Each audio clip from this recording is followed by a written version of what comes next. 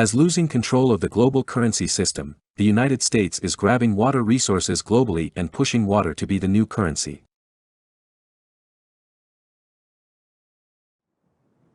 The scheme of water as currency is long-standing and can be dated back to the 1930s.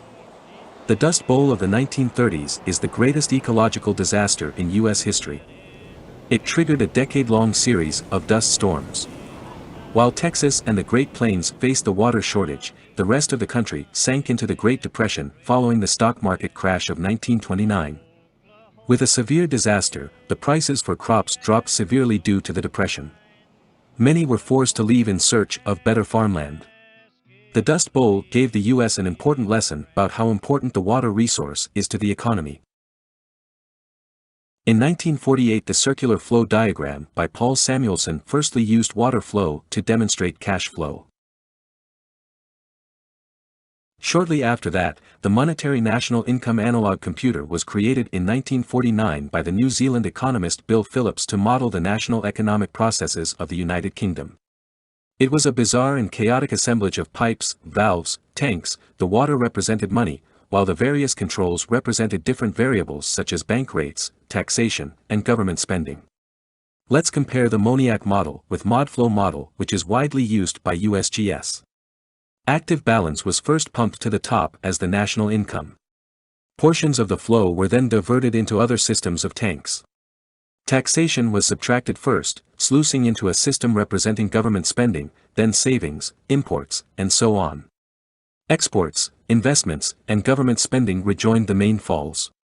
If we try to replace the economic words with the hydrological words, it is a water circle between aquifer, surface water, and water in the atmosphere.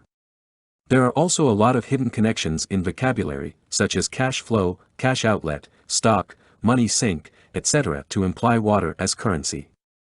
It seems economists, together with hydrologists, have been secretly preparing for the water as currency future. Modern economists even pushing more forwards. Modern monetary theory, MMT, is an economic theory that was coined by Australian economist Bill Mitchell in the early 90s. It starts with a bathroom sink. The government controls how much money, or water, is flowing into the economy. Inflation is where the sink overflows. If that happens, you can either slow the flow of water. That means the government has to start slowing the rate of spending, or you can open up the drain and let some of those water out of the economy. And that's what we do when we collect taxes, see? Water and money here have already mixed together. Government is the faucet and the drain. Controlling water actually is controlling money. The Great Depression prompted the United States to establish the gold standard to overcome the economic crisis.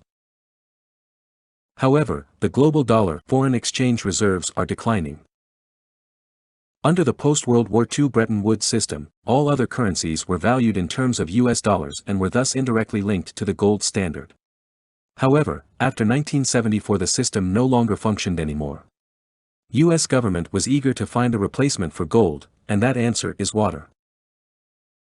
Right after the collapse of the Bretton Woods system. In 1978 USGS started to gather water level monitoring data from multiple organizations, and made the Groundwater Atlas map. The real ambition of the project was to check out how much water storage could be used as a future currency. It's suspicious that even if corn production is keep rising in the US-based companies are buying lands around the world. Or we may ask this, is it about buying lands for growing crops? Think about it, they are buying the aquifer beneath the croplands. Look at the countries where all these US companies buying land from: Chile, Mexico, Brazil, Colombia. If we overlap the world aquifer map beneath it, you can see what I mean, right? They are all on the aquifers. The land grab is operated by the collaboration of transnational companies, governments, and individuals. Cargill, for example, the privately held American Food Corporation, is the world's largest food company. In Colombia, one of the richest countries in freshwater, Cargill bought a large area of farming land many times bigger than the legal limit by setting up dozens of shell companies. The Cargill land purchases in Colombia are equivalent to about 4 times the area of Minneapolis. In Brazil, Cargill is linked to land grabs in Brazil's Cerrado.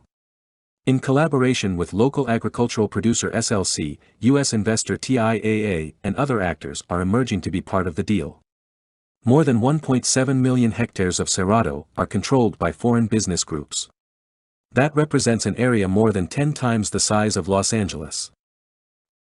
In 2013, a separate study in the Proceedings of the National Academies of Sciences found that foreign investors frequently buy tracts of land that have ample supplies of fresh water, through either local rainfall or underground aquifers.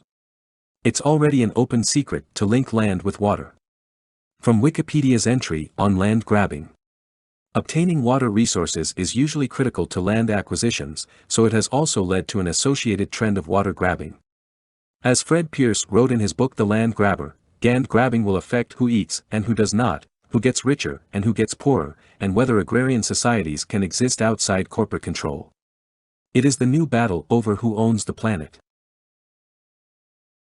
Government agencies, on the other hand, are involved to provide guidance and reports. NASA, for example, has shifted emphasis from its technological achievements to its role within the larger environmental movement in the 1970s. The first theme focused on the use of space-based remote sensing and evolved a set of satellites that can be seen as environmental satellites. The blue marble shows a vulnerable planet we are living on and a limitation of a total natural resources. The launch of GRACE is monitoring the major aquifers and groundwater depletion around the world, collecting water storage data, and providing guidance as reference for land grabbing. News and research are spreading the concern that the U.S. Corn Belt is moving north. Joshua Elliott, a University of Chicago climate change researcher, envisions a possible future in which corn can no longer be profitably grown in much of the American South. Another research group from Columbia University predicts a future drying in the Corn Belt region with machine learning models, which also calls on a move for the croplands. However, these are all actually giving excuses for these companies to have legitimacy, and they are spreading their lands purchase around the world. Water has already been widely traded as virtual water. Virtual water is the water embodied in the production of food and non-food commodities.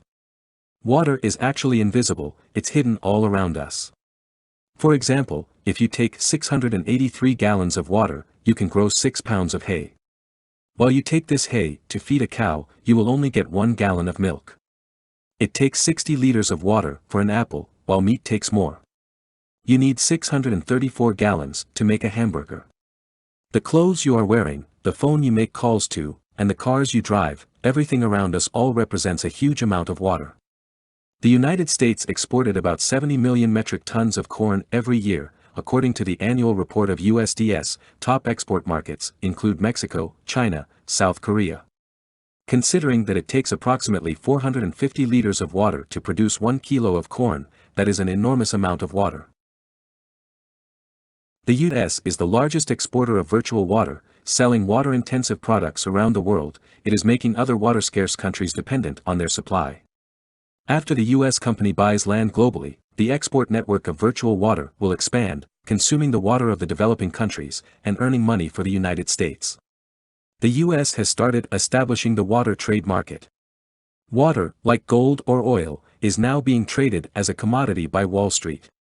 The first of its kind was launched on the Chicago Mercantile Exchange with $1.1 billion in contracts tied to California water prices. Despite scarcity, there is still a large number of government subsidies for irrigation. It makes sense to speculate that there is no scarcity at all. The spreading concern of water scarcity is only to leverage the establishment of the water market. So what will happen next? Water will be the ideal currency after it is universally acceptable. With American companies controlling most of the main groundwater resources worldwide, the United States will have the chance to reclaim its position in the world economy.